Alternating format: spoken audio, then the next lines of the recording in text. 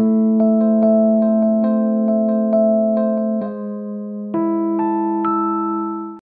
a tratar un tema que es muy delicado y que no queremos en absoluto crear alarma social, que no queremos despertar ningún tipo de morbo, pero es algo que está en la calle, podríamos decir que es consternación, que ha despertado determinados sentimientos y es que hay de repente un cúmulo de sucesos, de terribles sucesos que han manchado de sangre las manos de adolescentes que han matado, además a seres queridos de la forma más cruel y más brutal. Queremos analizar el fenómeno en toda su extensión, además vamos a tener el testimonio de personas que han vivido directamente esta situación y es normal que haya una sensibilidad especial respecto a este tema porque tengan en cuenta ustedes que en los últimos 60 días ha habido 5 crímenes, todos seres queridos, los verdugos, adolescentes. José Rabadán, Murcia. Iria y Raquel, San Fernando, Cádiz. Carlos, Moncada, Valencia. Debían ser tratados como adolescentes, pero son retratos de presuntos asesinos. Les servía la sangre y con el envalentonamiento que da la juventud saltaron la barrera de la ley. Hoy son presuntos asesinos que han marcado su vida y de quienes les quisieron. Hoy han vestido de luto al país donde los jóvenes, que solo debían ser jóvenes, se han convertido en presuntos. ¿Qué está ocurriendo con nuestros adolescentes que siguen la estela de los asesinos del celuloide? Según los últimos datos, los homicidios cometidos por menores han aumentado en un 60% desde 1992. Murcia, 17 de abril. José Rabadán veía cumplido su sueño, parecerse al ídolo de un videojuego. Para ello no dudó en matar a sus padres y a su hermana con una espada samurái. Quiso llenar las pantallas de televisión y llegó a más. Llegó a convertirse en un ídolo para Iria y Raquel, unas adolescentes que a 600 kilómetros de distancia querían alcanzar la fama. San Fernando, Cádiz, 27 de mayo. Clara, una joven de 16 años, acompaña a sus 2 amigas a un descampado. No le importó que en el colegio les llamaran brujas. Eran sus amigas, porque Clara era amiga de todos. Pagó su confianza con su vida. Iria y Raquel quisieron saber qué se sentía al matar y le clavaron 18 puñaladas en su cuerpo aún de niña. Moncada, Valencia, 5 de junio. Carlos mata a su madre después de una fuerte discusión. José, Iria, Raquel, Carlos, retratos de presuntos asesinos que solo debían ser adolescentes. ¿Qué está pasando?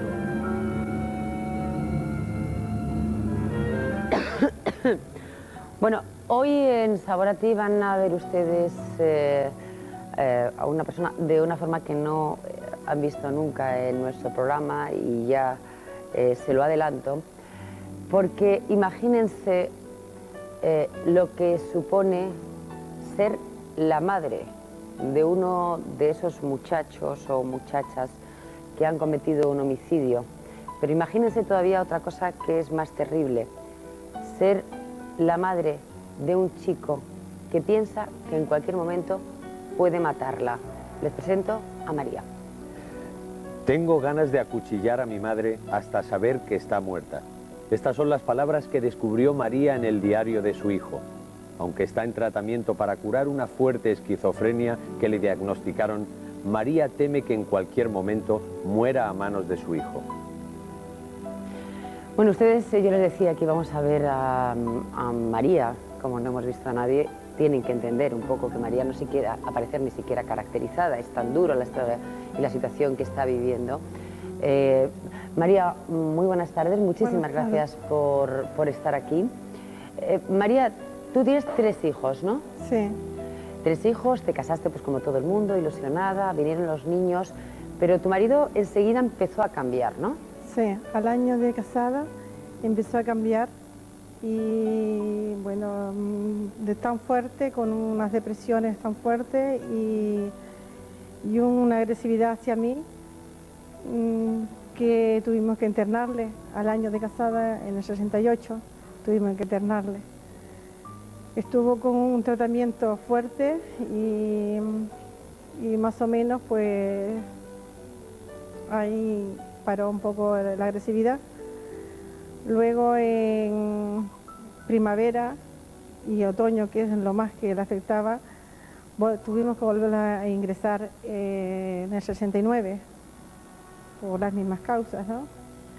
Ya luego, afortunadamente, el médico me ayudó muchísimo, colaboraba conmigo, estábamos en contacto, y unos amigos que nunca les pagaré el bien que me ha hecho, porque siempre estaba en contacto conmigo y él depositaba en ellos la confianza, pues la que me tenía alertada y la que más o menos me orientaba. María, ¿qué enfermedad le detectaron a tu marido? ¿Qué enfermedad mental? Esquizofrenia. Esquizofrenia. Tus hijos han vivido, pues supongo, un ambiente terrible, ¿no? Sí, de sí. violencia, de agresividad, la que despiertan muchos de estos enfermos. Sí, mucha agresividad y continuada, porque era muy fuerte el grado que tenía. ¿Tu hijo en este momento qué edad tiene? El más pequeño, los hijos todos. No, tu hijo. El más pequeño tiene 20 años. El único varón, ¿no? Sí. Que tiene 20 años en este 20 momento. años, sí. Tu niño hasta los 16, 17 años fue un niño afable, un niño cariñoso. Sí, un niño ejemplar, porque era alegre, el 100% alegre, estudioso, pues educado. ¿Y no le había dejado secuelas esas vivencias familiares de violencia? Aparentemente, pues no se le notaba secuelas. Yo no lo había detectado, y de hecho los profesores y los médicos, los psicólogos, porque yo siempre he tenido el presentimiento de que podía heredarse, pues nunca me dijeron que no, que estuviese tranquila, que el niño estaba muy bien. Sin embargo, María, tu hijo ha heredado la esquizofrenia, ¿no? Sí, ahora me dice que es heredada, y fue a raíz de un impacto que tuvo con un familiar, que él depositó toda su confianza, porque al fallar su padre, le depositó toda su confianza, y después por asuntos de herencia y tal, pues le echó a la calle y le maltrató. María, ¿cómo empiezas a detectar la agresividad de tu hijo? Bueno, yo empiezo a detectar la agresividad de mi hijo cuando agresividad en sí no detectaba mucho, detectaba algo que él no era correcto. Me decía, la gente cada vez que hablo, todo mira para mí. La gente, y no sé por qué todo el mundo me mira a mí. Luego veía cosas como ratas y eso, que ha sido siempre un amante de los animales. Veía ratas donde no las había. Y veía ciertas cosas que no las veía normal. Y una vez te dijo, mamá, tengo miedo porque siento que quiero matar a alguien. Sí, él últimamente, ya esto fue ya en septiembre y después en noviembre fue más fuerte, me decía, tengo ganas de ver sangre, mamá, tengo ganas de matar a alguien. Yo decía, pero hijo, desecha eso tu pensamiento, mira, te tienes que ir a un psicólogo y explicarle y a ver que te explique, a ver qué es lo que te está pasando. Y el niño era muy obediente, era muy dócil, y yo voy donde tú quieras ir porque yo quiero saber lo que me está pasando. Pero María, tú le das un diario para que escriba sus sentimientos, si un día coges ese diario, ¿qué encuentras escrito? Sí, eso fue al final, ya cuando ya me lo había detectado una psicóloga, que después de recurrir a tantas, esa señora, pues la verdad que le tengo mucho que agradecer y nunca le pagaré, el que me alertó y me mandó al psiquiatra. Y entonces, él estaba tomando unos medicamentos que él veía cuando se tomaba los medicamentos que él se sentía enfermo. Dice, mamá, yo me siento enfermo, yo estoy como papá. Pero como esos medicamentos le hacía mucho efecto al estómago, pues le dio un desmayo un día y tuve que llevarlo a la clínica. María, el proceso, supongo que es durísimo y terrible, el proceso de la enfermedad de un esquizofrénico, algunas veces hemos tenido testimonios, pero ¿qué sientes tú cuando ves en el diario de tu hijo escrito textualmente? Tengo ganas de acuchillar a mi madre hasta saber que está muerta y a mi novia también. Necesito hacerlo para seguir adelante. ¿Qué sientes, María? Bueno, he sentido que el mundo se me hundía. Entonces no sabía qué hacer, pero tenía que ganar tiempo porque me decía, tengo ganas de matar y tengo ganas de ver sangre. Ya, es que lo necesito. Entonces yo le dije, mira, ponte a escribir desahoga, mi amor, para yo poder ganar tiempo y a ver si buscaba alguna solución. Y entonces dice, mira, digo, escribe todo lo que piensas y todo lo que tú quieres hacer, porque así vas a desahogarse, te va a quitar un poco esa idea que tiene. Y fue cuando yo entonces busqué desesperadamente al psiquiatra y le llevé al hospital. Ahí estuve ingresado 8 días y bueno, yo María, no tengo palabras para ¿tú explicar. tienes miedo de tu hijo? Tengo miedo, pero a la vez tengo pena, una pena infinita de que esta enfermedad no sea tratada, que no haya unos medios para tratar, que se trate a estos jóvenes y que no cometa esos errores, porque yo pienso muchas veces, no que me mate a mí, porque al final soy su madre y tengo que estar ahí, pero tengo miedo a que le pase a otra persona y que él queda marcado para siempre. ¿Y qué es lo que pides tú como madre que tiene un hijo esquizofrénico que además ya ha expresado por escrito y verbalmente Yo lo que pido como madre, y por favor, que se me oiga la voz, que alguien me oiga y que se forme una plataforma, que se forme una organización fuerte para que esta medicina, estos médicos y la medicina, pues que salga adelante y que esta enfermedad no siga en estos jóvenes, estos pobres jóvenes, porque pobres son los que mueren, pero pobres son los que se quedan. Que igual que el SIDA, ha sido tan valiente estas personas de salir adelante y formar su organización, y el cáncer y otras cosas por el estilo. ¿Por qué no hay una organización para que estos especialistas, porque yo confío en la ciencia? No, y además María, de verdad yo te agradezco mucho que hayas estado hoy aquí con nosotros, es muy valiente, sé que es muy duro para ti, y está expresando pues algo que es tan terrible como una persona, bueno, nunca se sabe qué persona es la que es capaz de llegar a hacerlo, si lo expresa antes o no, pero de cualquier manera es una tragedia terrible a la que hay que atajar y ayudar a esta madre, a este hijo, y estamos hablando en este caso de una enfermedad y de verdad yo agradezco muchísimo a María que esté con nosotros. Ojalá nunca se cumpla nada, ojalá puedan los psiquiatras poder pues controlar de alguna manera a esta persona.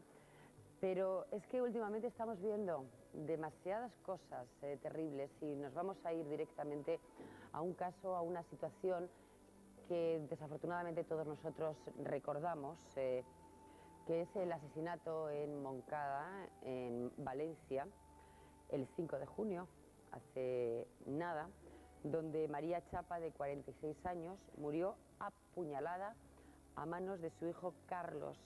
Entonces tenía tan solo 15 años de edad el chaval y se da la circunstancia, lo que pasa es que tampoco tenemos muchos más datos, que es los que vamos a buscar ahora, que parece que también estaba en tratamiento psicológico. Estamos con Javier Martínez, que es el jefe de sucesos del diario Las Provincias, el redactor jefe de sucesos, y que fue, además, Las Provincias, el primer medio de comunicación que acudió al lugar de los hechos, el único medio de comunicación que tuvo las fotografías de, ya desafortunadamente, el cadáver de María. Y la verdad es que debe ser de un impacto tan brutal ver una muerte por violencia, pero cuando sabes que la mano ha sido la de un hijo, debe ser terrible. Javier, hola, muy buenas tardes. Hola, buenas tardes. ¿Qué os encontrasteis cuando llegasteis a la casa? Bueno, la verdad es que nosotros llegamos pronto a la casa. El chico ya lo habían trasladado, pero bueno, pudimos hablar con algunos de los vecinos que habían presenciado el encuentro, que fue muy fuerte, el encuentro del padre y el chico. Cuando se entera el padre, él quiere entrar en la casa. Los agentes que están allí pues no quieren dejarle que vea a su mujer, no quieren dejar ver el cadáver y se lo impiden. Entonces él dice que como le impiden entrar a su casa, también ya se da cuenta de que su hijo está dentro del vehículo de la Guardia Civil y claro, pues se acerca, ¿no?, a su hijo y ahí es cuando los agentes se ven obligados un poco a decir realmente lo que ha ocurrido. Entonces, según describió un vecino, esos momentos fueron muy trágicos. El padre se tira al suelo, incluso pues, en un momento tan tenso pronuncia incluso alguna frase de que lo mato, lo mato. Nosotros cuando llegamos ya, como digo, se estaba produciendo el levantamiento del cadáver, y la verdad es que yo veo el caso Moncada muy peculiar, sobre todo por tres circunstancias. Una de ellas es el protocolo de actuación, que fue ejemplar. Me refiero a esto porque, teniendo el antecedente de Murcia, aquí la Fiscalía, nada más tener conocimiento de este trágico suceso, la fiscal que estaba de guardia asume la responsabilidad, le toma declaración al menor, y la Guardia Civil pues, hace su inspección ocular, hace su reportaje gráfico, le lee sus derechos, pero quiero decir que su propósito de la Fiscalía de Menores de proteger al menor, creo que se consigue, porque de hecho la información, la noticia se silencia de alguna forma. No se nos niega, pero cuando llamamos a los gabinetes de prensa, pues la Guardia Civil quizá te confirmaba el hecho, pero cuando ya se había producido ese levantamiento del cadáver, cuando el chico ya estaba en la Fiscalía. Por eso, y la polémica que hubo en Murcia, en este caso en concreto, no se consiguen imágenes del chico.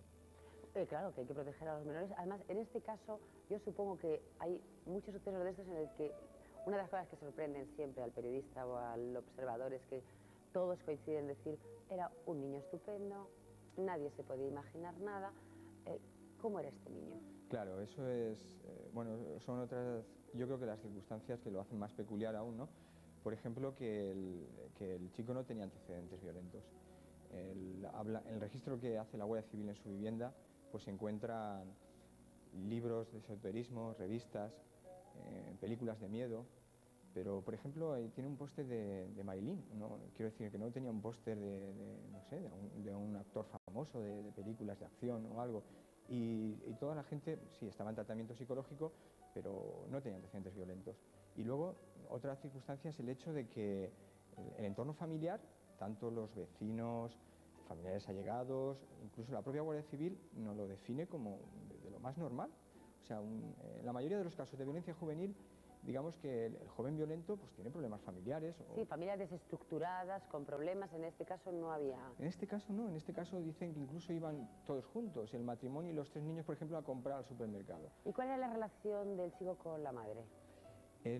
Algunas fuentes familiares la definen como estupenda. Quiero decir que ella estaba muy preocupada. De hecho, parece ser que ese día no iba a ir a trabajar porque se había dado cuenta de que su hijo se encontraba peor, porque, como hemos dicho antes, estaba en tratamiento psicológico. Incluso se había intentado 4 días antes, el día 1 de junio, parece ser que intentó suicidarse, quitarse la vida.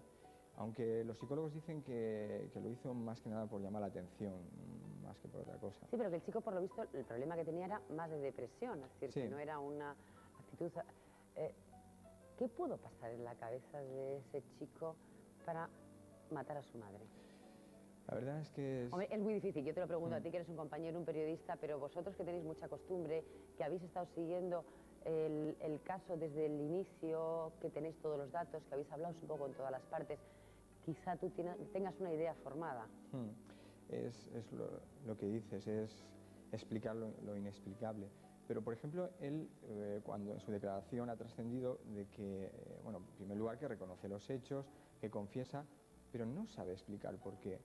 Incluso a la policía, cuando se entrega, él lo primero que le dice es: he matado a mi madre, ¿no? Pero no sé lo que me ha pasado. Él, en su declaración posterior, más relajado, no acierta a explicar. Yo creo que esa pregunta se están haciendo ahora mismo los investigadores.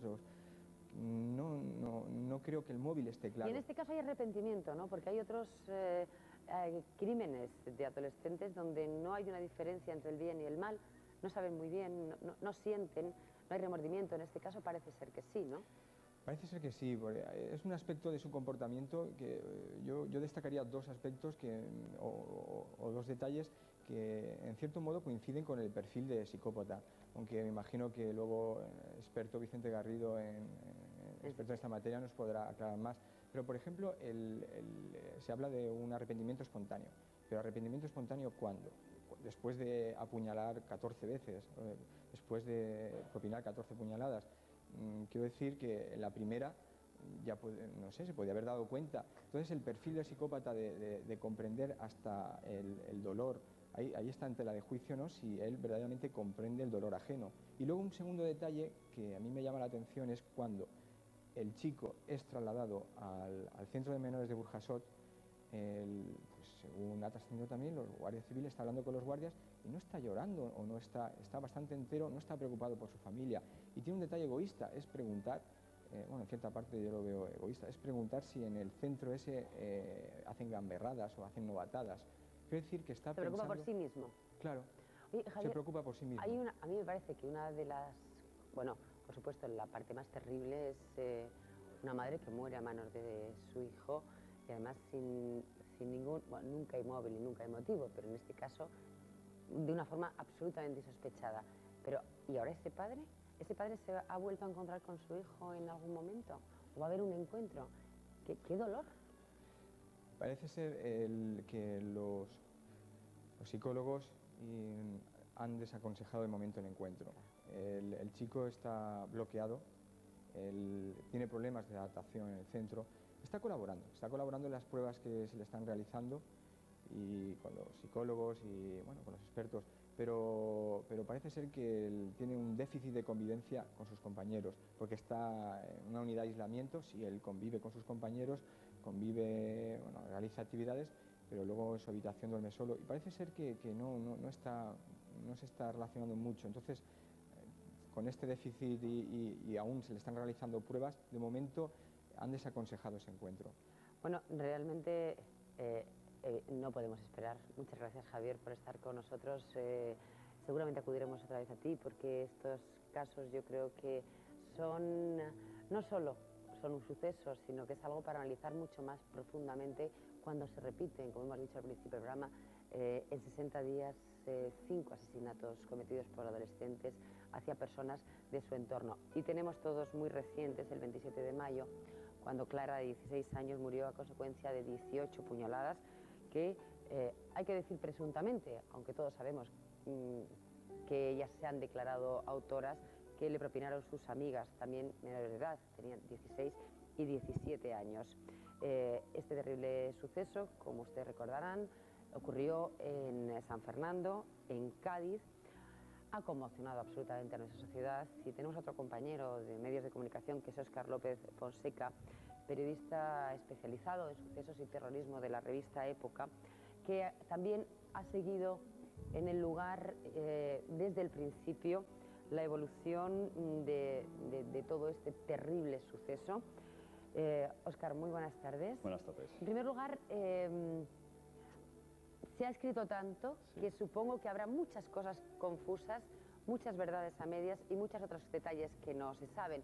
Por ejemplo, ¿qué le llevó a la policía a saber quiénes habían sido? La verdad es que dejaron tantísimas pruebas que la policía, que realizó un trabajo espléndido y que llegó rápidamente a localizar a las presuntas autoras, se lo puso relativamente fácil, ¿no? De principio había gente que las había visto a estas dos chicas con la víctima aquella noche, y luego, bueno, pues existía una relación de amistad entre las víctimas y las presuntas autoras que, bueno, pues permitía llegar a ellas. Luego, bueno, cuando la policía se desplazó al domicilio de una de estas chicas, de Raquel, la primera, bueno, le empezaron a preguntar que si había visto aquella noche a Clara, que si tal, y ella lo negaba, a pesar de que algunas amigas comunes habían dicho que sí la habían visto y que incluso llevaba manchado el pantalón de arena y demás. Y bueno, le preguntan una serie de cosas, y Raquel le cuenta a la policía que, bueno, que la ropa que llevaba aquel día, que no la tiene en ese momento porque la ha dejado en casa de su amiga Iria, que había dormido esa noche allí, y que, bueno, pues que la había dejado allí, que estaba allí para lavar. Entonces la policía, bueno, lógicamente no es un comportamiento lógico. Aparte, en ella ven una serie de arañazos en los antebrazos, y la policía le pregunta, bueno, estos arañazos, ¿cómo te los has hecho? No, es que a mí me gusta arañarme, pellizcarme y demás. Bueno, eso no es un comportamiento lógico. Llegan a casa de Iria, acompañada de Raquel, y bueno, pues se reproduce la situación. Yo no la hemos visto, habíamos quedado con ella, pero no se ha presentado, no tenemos nada de ella. Y Iria llevaba un corte bastante vendado, un vendaje en uno de los brazos, que también lógicamente alerta a la policía. ¿Qué te ha pasado en ese brazo y demás? No, que me he cortado con un vaso de cristal, se ha roto y me he cortado. Lógicamente la policía empieza a atar cabos, es muy sencillo.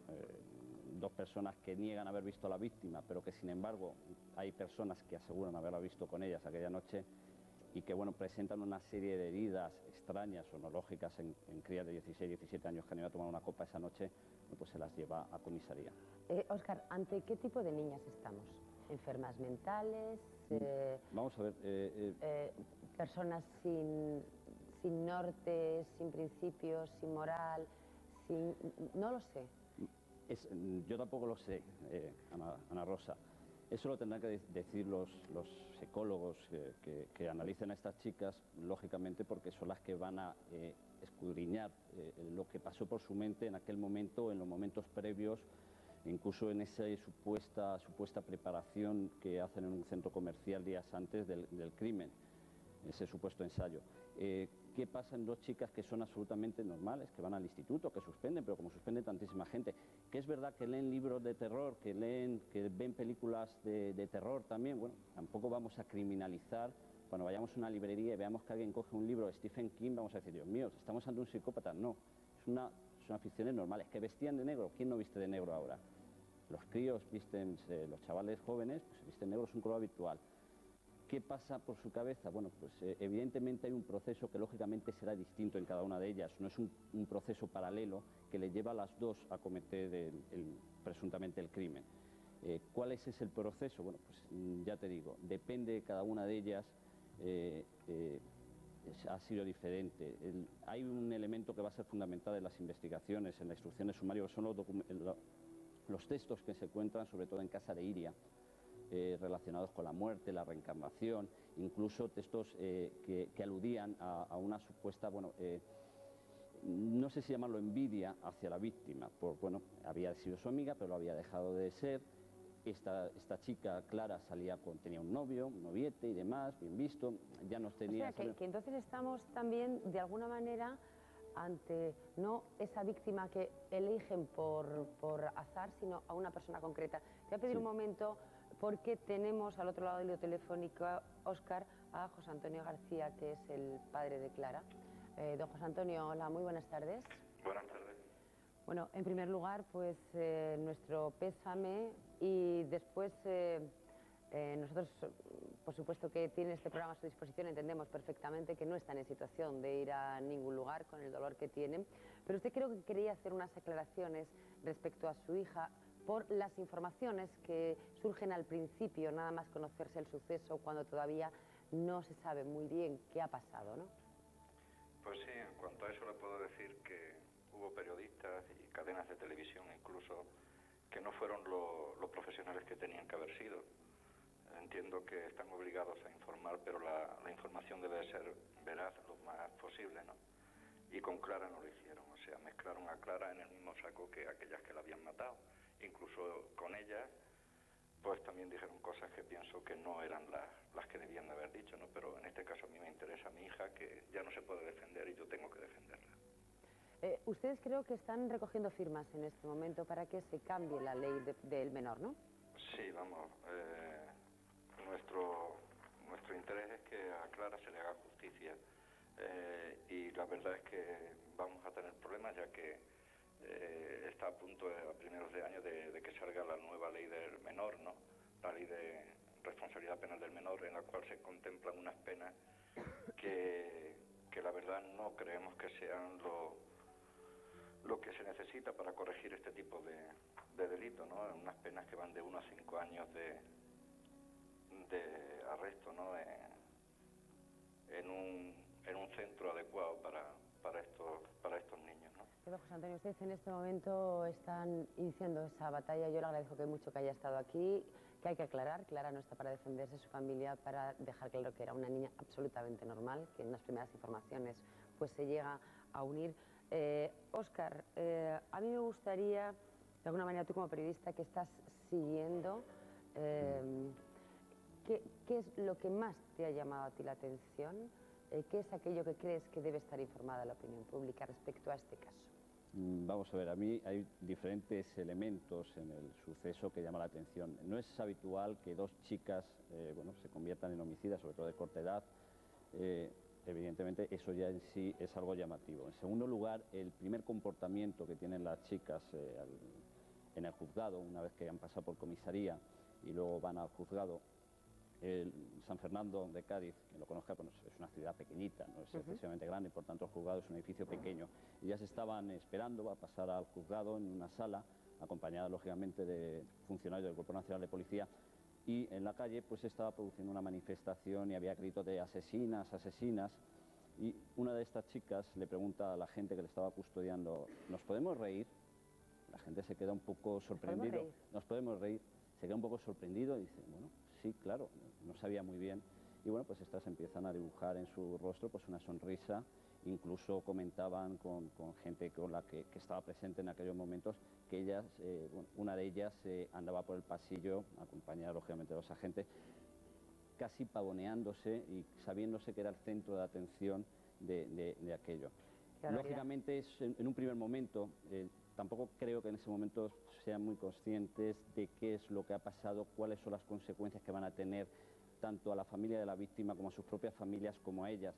Es verdad que luego ya en prisión, según informaciones que tenemos, bueno, pues sufren ese shock, se dan cuenta, bueno, pues de todo, se dan cuenta de que están en la cárcel, que ya no van a ir a verla, van a estar con sus padres o van a bajar al bar a tomarse algo, una Coca-Cola con las amigas. Entonces empiezan ya a sufrir un proceso de depresión y demás. Pero en ese primer momento es muy significativo también que cuando ya las van a trasladar a prisión dejan durante unos instantes que se acerquen los padres de ellas. Y la madre de Raquel le pregunta, Raquel, ¿quieres que te lleve algo a prisión? ¿Necesitas algo, ropa y tal? Y ella le dice, no, llévame una Coca-Cola y maquillaje. Eso significa también que no es muy consciente, lógicamente, de lo que va a pasar. Pero distinguen claramente qué es el bien y qué es el mal. Saben perfectamente que han asesinado a una persona, que han matado a una persona, y que, lógicamente, eso no está bien, eso no está mal. Por eso ellas organizan su propia coartada para evitar ser cogidas en ese caso. De cualquier manera, en este caso y en el anterior que hemos escuchado, gracias Óscar, hay una gran diferencia, que es la no premeditación. De repente este niño mata a su madre, que es terrible, pero estas niñas lo preparan, tienen la coartada, lo explican, la frialdad posterior.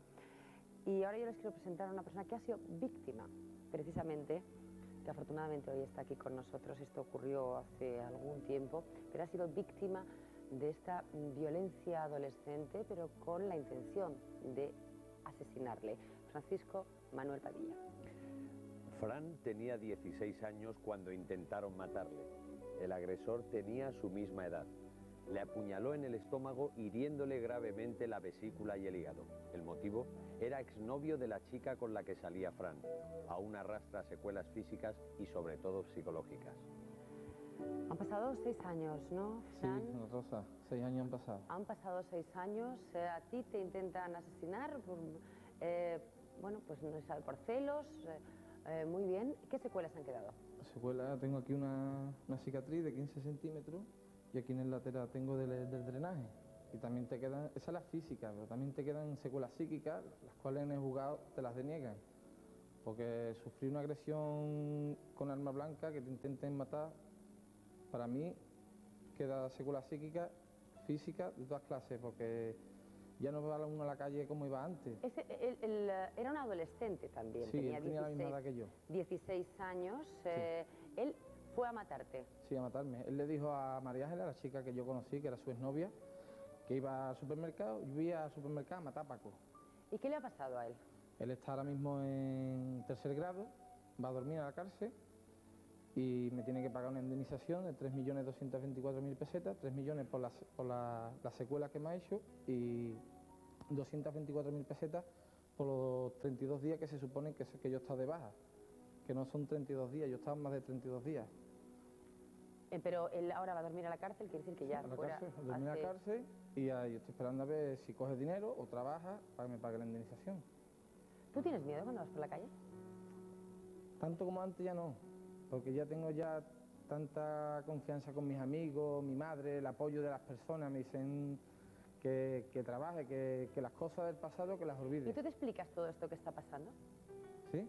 que si te explicas todo esto que está pasando. No lo comprendo. Yo a veces pienso si es real, pero lo veis real, no No lo me entiendes. explico, no lo Yo comprendo. creo que no lo entendemos ninguno, Fran, no lo entendemos ninguno. Por eso tenemos aquí a Vicente Garrido, que es psicólogo criminalista, que se ha dedicado durante su vida profesional a desarrollar programas preventivos de conductas antisociales entre niños y jóvenes. Además, es autor de un libro, que no sé si tenemos por aquí el libro. ¿Me lo dejas un momentito? Porque para este caso va a ser, gracias Antonio, que es un libro que es El psicópata, que es un perfil exhaustivo de lo que es la personalidad del psicópata en nuestra sociedad. Vicente, hola, muy buenas tardes. ¿Qué tal? Buenas tardes. ¿Se puede explicar lo que está pasando? Bueno, creo que en los últimos años, en toda esta década de los años 90, hemos tenido ejemplos, desgraciadamente, repetitivos, a diferencia de lo que ocurría antes. El número de delitos cometidos por los jóvenes no ha aumentado excesivamente, pero sí esta violencia absurda. Y yo creo que la razón probablemente es que hoy en día hay un número importante de chicos con gravísimos problemas de personalidad que no reciben atención.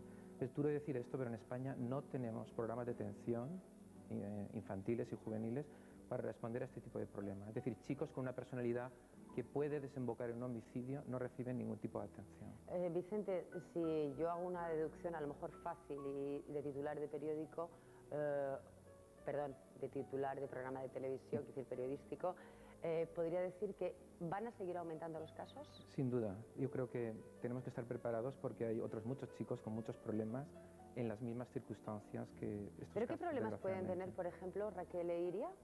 Que parece ser que, bueno, yo no puedo, familias normales. Sí, no puedo hablar en concreto de este caso, pero en general yo diría que hay una interrupción muy importante de lo que es el proceso de socialización normal. Hay un momento en el que la vinculación afectiva con la gente, con los jóvenes, el hecho de tejer una serie de metas y de sueños vinculados con el trabajo, con el compartir el día a día, se interrumpe, la persona se aísla y en muchas ocasiones, sin hablar de ningún caso en particular, pero en muchas ocasiones encuentran refugio, esto es muy importante, Ana Rosa, en fantasías violentas desarrolladas a través de programas interactivos, a través de juegos de rol, a través de esoterismo. Sí, pero yo una pregunta, porque hay muchos padres en este momento que nos están viendo y pueden decir, oye, a mi niño juega al rol, o a mi niño tiene un programa de ordenador que pasa no sé qué, o a mi niño le gusta el esoterismo, que también hay personas que los hace espirituales y maravillosos.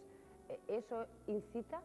Bueno, yo diría que el problema no es ese. El problema está en el niño. Claro, el problema es que si un niño no rinde bien en la escuela, si tiene ataques de cólera que no son justificables, si tiene dificultades para tener auténticos amigos, si no habla con sus padres, si es incapaz de perseverar en lo que es una conducta provechosa, si toma alcohol o drogas, si todo esto permanece durante bastante tiempo y es intenso y al mismo tiempo se refugia horas en determinados entretenimientos que pueden excitar la fantasía violenta, yo creo que eso es muy preocupante. Ese tipo de productos no genera un homicidio, pero alienta la expectativa de poder controlar a las otras personas, porque tú en esos juegos controlas sobre la vida y sobre la muerte. Ellos distinguen, por ejemplo, hombre, supongo que para hablar de un caso concreto tienes que estudiar, pero por lo que estamos hablando, yo estoy hablando de estas niñas de San Fernando, ¿ellas distinguen el bien del mal? Bueno, yo es que sobre este punto no puedo... Moncada, por ejemplo. En cualquier ¿Por qué caso... un niño de repente de 15 años que se lleva bien con su madre, con su padre, que tiene 3 hermanitos, que el padre es profesor, que la madre es administrativa, que son de una familia estructurada perfectamente, con buenas relaciones vecinales, da 14 puñaladas a su madre? En el caso de una psicopatía juvenil se distingue entre el bien y el mal, pero hay un profundo déficit.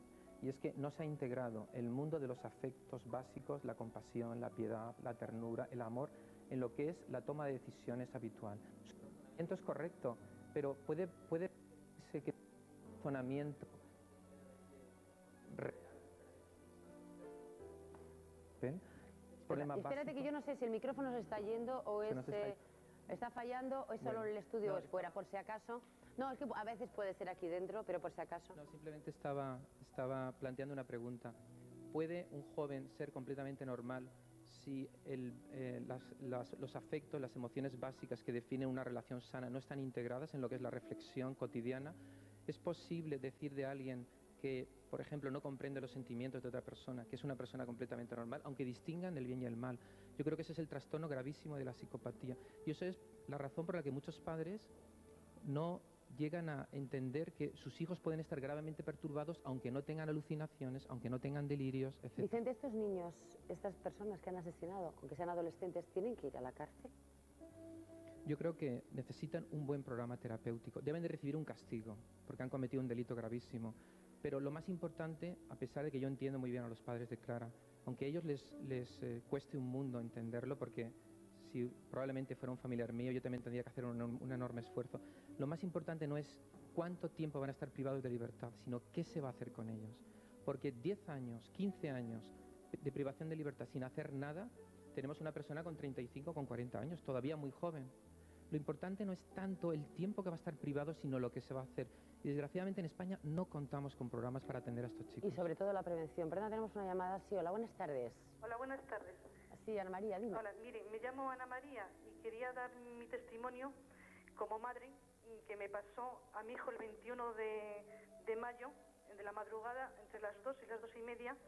Mi hijo pasaba por la calle de Marqués de Urquijo, iba con unos amigos y pasaron, y había dos parejas sentados en el suelo, 2 chicos y 2 chicas, y a mis amigos y a mi hijo les empezaron a insultar, empezaron a llamarlos hijos de la tal, hijos de la cual, hijos de la no sé qué.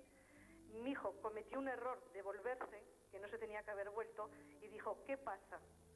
Entonces a mi hijo siguieron insultándole y acorralando entre estos 4 individuos, cuando mi hijo ha recibido una puñalada que en ese momento no sintió, hasta que mi hijo se siente ya, se nota que está la camisa mojada, dice, ¿qué me ha pasado? Y se mira y tiene mi hijo que está saliéndole la sangre a borbotones. Recibió mi hijo una puñalada en el corazón de muerte. Ana Rosa, esto está dicho por los médicos, que mi hijo fue asistido por el SAMUR y vive gracias al SAMUR. Mi hijo fue ingresado en el clínico, mi hijo fue operado de urgencia, mi hijo, tengo ya aquí un informe médico. Ana María, sí. ¿Se detuvieron a los agresores? Sí, exactamente, quiero llegar. Detuvieron a estos agresores porque los 3 amigos que estaban con mi hijo salieron corriendo, gritando a la calle abajo de Marqués de Urquijo, diciendo que lo cogieran, que lo cogieran. Tuvieron la gran suerte de pasar en esos momentos un coche de la policía, lo cogieron, se metió en una discoteca, que no voy a dar su nombre, por supuesto, y este chico ha sido cogido, este chico, Ana Rosa, ha sido declarado y dice textualmente, fui yo, ¿y qué me van a hacer? Deténganme. Entonces, un presunto asesino, Ana Rosa, que se ha declarado autor, que mi hijo está viviendo de milagro, vive de milagro, dicho por los médicos, que si mi hijo no es atendido media hora, mi hijo se había muerto porque estaba desangrándose. ¿Y dónde está el agresor? El agresor está en la calle, sin fianza, y está el titular del juzgado de instrucción número 22 de Plaza Castilla, tiene a este presunto asesino en la calle y sin fianza. Ana Rosa, ¿dónde está la justicia en este país? Pues ¿Qué nos están haciendo? ¿Nos están matando a nuestros hijos? Vamos a ver, Ana María, Sí. porque muchas gracias por tu testimonio, porque este es otro tema que nosotros tratamos ya extensamente en el programa. Y Vicente, yo no sé si tienes alguna explicación. Cuando pandillas, grupos de chavales salen a la calle con la idea clara, desde que salen de casa, de romper cabezas, de la violencia por la violencia, a víctimas indiscriminadas. Bueno, en este caso yo creo que, aunque sea terrible decirlo, hay jóvenes que necesitan, para tener una identidad personal, ser violentos. Necesitan demostrar que son capaces de superar cualquier límite, porque de esta manera se afirman como personas en contra de una sociedad a la que ellos aborrecen y en la que ellos son unos fracasados. No importa que pertenezcan a buenas familias, su autoconcepto, su sentimiento de ser útil dentro de la sociedad no existe. Pero ellos necesitan un autoconcepto alternativo, necesitan una visión de sí mismos en la que tengan éxito. Y aunque parezca terrible, a través de la violencia en España y en todo el mundo, los jóvenes pueden encontrar un sentimiento de fuerza personal. De ahí mi punto de vista de que más jóvenes van a buscar esta vía para demostrar que son personas superiores a los demás. Vicente, pues tenemos entonces un problema, tenemos un debate abierto y sobre todo yo creo que cuando hemos llegado a este punto, se ha detectado el problema, la sociedad tiene que también tener una respuesta. Ellos necesitan autoafirmarse, la sociedad necesita defenderse, habrá que detectarlo antes, habrá que tomar las medidas que sean, pero evidentemente cuando los procesos empiezan así, empiezan dando señales hasta que luego es irremediable. Todavía estamos a tiempo, supongo, habrá que ponerse en manos de expertos y ver entre todos qué se hace. Muchísimas gracias por haber estado con nosotros, les espero mañana en Sabor a Ti.